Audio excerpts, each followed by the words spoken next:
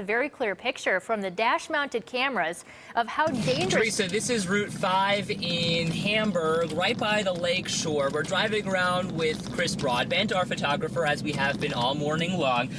This is probably one of the worst hit areas. You can't really see much. If you look off to the left, that's the lake.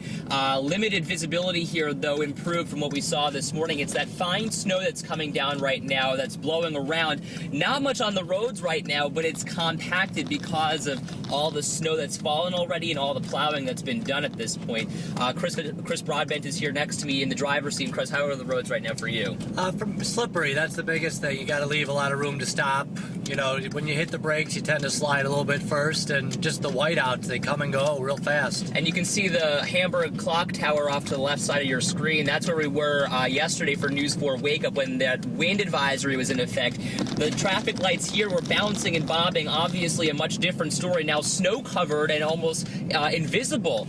Many cars are in the area, and you can look at that tractor trailer right in the middle of your screen. You can barely see it, again, until you come right up on it. It's invisible almost because of all of this whiteout weather. Look, at this point, it's invisible at this point, and that's why you're advised to stay off the roads. As far as the Sabres game goes, this is one of the main routes to get in and out of the area.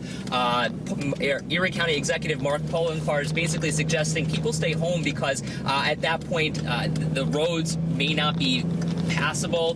There still may be these whiteout conditions. However, the Sabres tweeting in just a little while ago they'll make a final decision about the game mid-afternoon, and of course once we get that information we'll bring it to you on WIVB.com. Here we are now. We are still on Route 5 in Hamburg. A travel advisory for Erie County and a travel ban essentially for Hamburg. There's a state of emergency in Hamburg in addition to East Aurora and now Cheektowaga, according to Erie County Executive Mark Poloncarz. Bottom line, just stay off the roads. You can see no one out, and they're heeding our advice, which is certainly some good news.